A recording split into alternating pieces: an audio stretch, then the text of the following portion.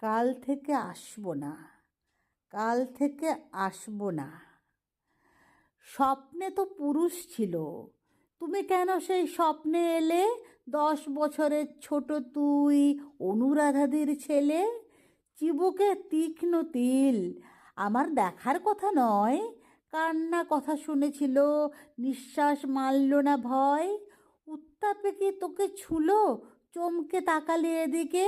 তোকে আর পড়াবো না, বলে আসবো অনুরাধাদিকে।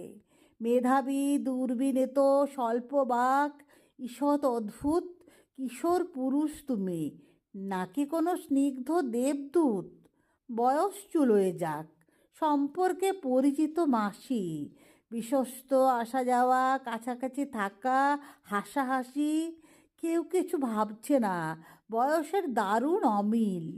আমি শুধু তোকে ভাবি, চিবুকের ডান দিকে তিল। কোনোদিনও দেখিস না, তোর নাম লিখেছি মলাটে।